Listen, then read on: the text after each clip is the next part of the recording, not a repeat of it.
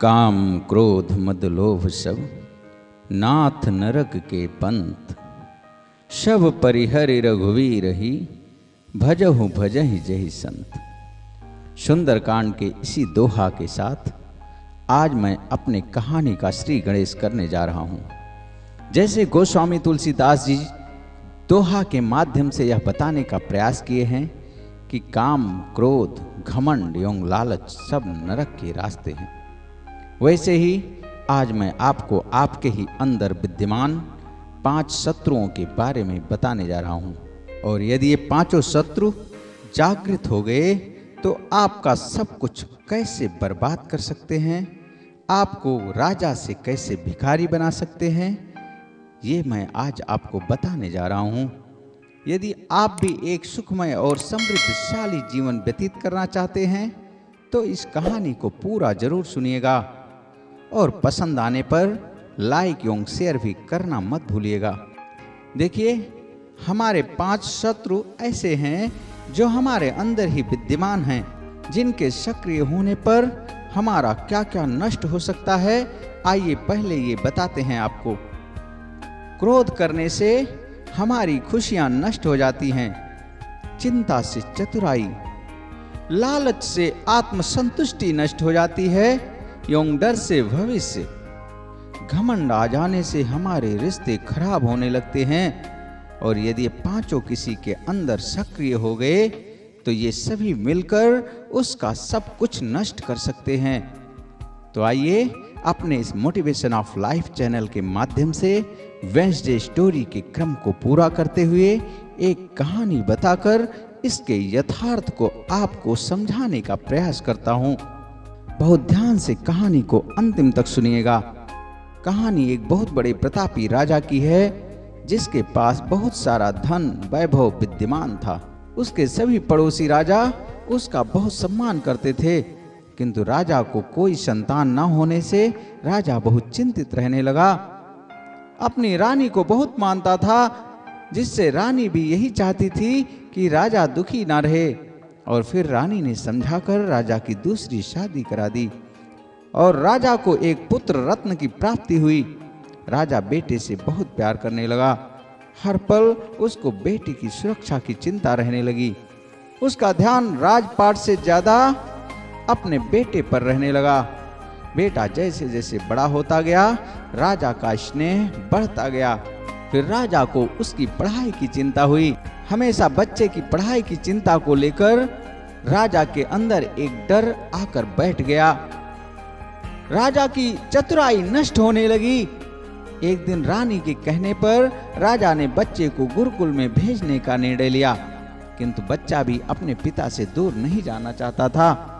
राजा ने बच्चे की पढ़ाई की चिंता के कारण उसे जबरदस्ती गुरुकुल में पढ़ने के लिए भेज दिया। वहां जाकर बच्चा खाना पीना छोड़ दिया। इधर राजा भी बहुत चिंतित रहने लगा। उसका भी कहीं मन नहीं लग रहा था। 1 महीने बाद जब राजा गुरुकुल गया तो देखा उसका बेटा बीमार है। कई दिनों से कुछ भी खाया पिया नहीं है। उसकी ऐसी दशा देखकर उसे बहुत क्रोध आया और उसने अपने सिपाहियों को आदेश दिया कि यहाँ के सभी विद्वानों को कारागार में डाल दो। इन लोगों ने मेरे बच्चे के साथ ऐसा दुर्व्यवहार किया है, जिससे मेरा बच्चा इतना कमजोर हो गया है, इतना बीमार हो गया है। और पूरा गुरुकुल बंद करा दो, जिससे इन लोगों को यह सबक मिल सके कि राजा के बेटे के साथ ऐसा कार्य करने से क्या होता है, परिणाम क्या मिलता है। वह क्रोध में सब कुछ भूल चुका था, किसी की कोई बात सुनने को तैयार नहीं था। गुरुकुल में पास के अन्य राजाओं के बेटे भी शिक्षा ले रहे थे, जिससे सभी की शिक्षा बंद हो जाने से सभी राजा इस राजा के पास आकर उसे समझाने की कोशिश किए कि विद्वानों की बात सुनी जाए और उनको रिहा किया जाए, नहीं तो हम लोग बगावत करेंगे। किंतु राजा क्रोध के कारण कुछ भी सुनने को तैयार नहीं था। क्रोध ने ही घमंड को भी जन्म दे दिया था। राजा ने सभी राजाओं को भाग जाने को कहा। बोला, जो करना हो कर लो, तुम लोग मेरा कुछ भी नहीं बिगाड़ सकोगे, यहाँ से चले जाओ। राजा के घमंड के कारण पड़ोसी राजाओं के रिश्ते टूट गए। वे लोग समझ चुके थे कि ये राजा अब घमंडी हो चुका है, इसका घमंड तोड़ना पड़ेगा। फिर सभी राजा एकत्र होकर यह फैसला किए कि हम लोग अपने बच्चों के भविष्य के साथ खिलवाड़ नहीं होने देंगे, हम लोग गुरुकुल को दोबारा चलवाएंगे। फिर सभी राजाओं ने अपनी पूरी सेना के साथ इस राजा पर आक्रमण कर दिया और राजा के पूरे परिवार को बंदी बना लिया। सभी विद्वानों को रिहा कराकर गुरुकुल को फिर से खुलवा दिया। सभी बच्चे पहले जैसे गुरुकुल में पढ़ाई करने लगे। गुरुकुल को उसी राजा ने खुलवाया था और आज उसी गुरुकुल के कारण राजा का सब कुछ नष्ट हो गया। यह सब सोचकर गुरुकुल के विद्वानों को बहुत दुख हुआ। गुरुकुल के विद्वानों ने सभी राजाओं को बुलवाया, सभी को समझाने का प्रयास किया। विद्वानों ने सभी राजाओं को बताया कि जो कुछ हुआ वह ठीक नहीं हुआ। राजा को बहुत दिनों के बाद पुत्र होने के कारण वह उसके सेहत को लेकर बहुत चिंतित था।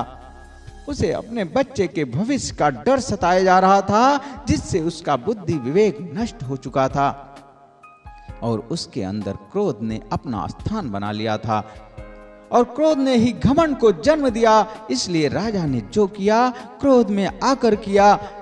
राजा की इसमें बहुत ज्यादा गलती नहीं है, आप लोग भी वही ना करें। कृपया आप लोग राजा को उसकी गलती का एहसास कराकर उनको सद्मार्ग पर ले आइए।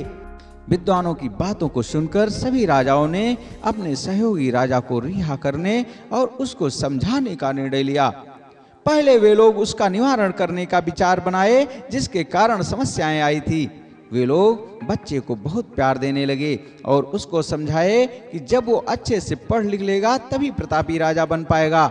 बच्चे को बताए कि जब तुम गुरुकुल में मन लगाकर पढ़ोगे तब आपके पिताजी आपसे मिलने आएंगे और आपको बहुत ही प्यार करेंगे। इस प्रकार बच्चा मन लगाकर पढ़ाई करने लगा।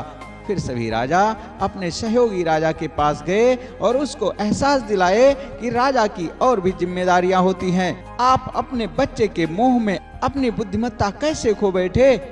आपको हम लोग अपना आदर्श और परम मित्र मानते हैं और आप हम लोगों के ही सुझाव को गलत बताकर हमसे युद्ध करने को तैयार हो गए और उस सब का परिणाम आपके सामने है।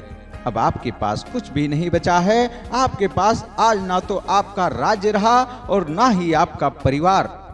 आप चिंता, डर, क्रोध और घमंड के वशीभूत होकर अपना सर्वस्व खो चुके हैं। यह सब सुनकर और इतने दिन अकेले में बिताकर राजा को अपनी गलती का एहसास हो चुका था और उसने सभी राजाओं से क्षमा मांगा। फिर सभी राजाओं ने मिलकर अपने सहयोगी राजा को गले लगा लिया और उसको गुरुकुल ले जाकर उसके बच्चे को दूर से दिखाया, जहां बच्चा पूरा ध्यान लगाकर पढ़ाई कर रहा था। सभी लोग बहुत खुश थे। राजा को अपने परिवार सहित पूरा राज्य वापस प्राप्त हो गया, जिससे राजा भी बहुत प्रसन्नचित्त था। उसने सभी का आभार प्रकट किया। राजा को यह एहसास हो चुका था कि चिंता, डर, क्रोध, घमंड और लालच मनुष्य का सब कुछ छीन सकते हैं, राजा से रंक बना सकते हैं। यदि यह कहानी आपको भी कोई प्रेरणा दे रही हो तो कृपया लाइक करें एवं अपने मित्रों को व्हाट्सएप, फेसबुक एवं अन्य सोशल मीडिया के माध्यम से शेयर करें और ये चैनल पर नए हो तो कृपया सब्सक्राइब करके बेल आइकन को भी जरूर दबा दें, जिससे सभी मोटिवेशनल वीडियोज आपको प्राप्त होते रहें। फिर लेकर आऊंगा मैं उपेंद्र कुमार पांडे एक नई प्रेरक कहानी अगले बुधवार सुबह 9 बजे। तब तक के लिए जय हिंद, जय भारत।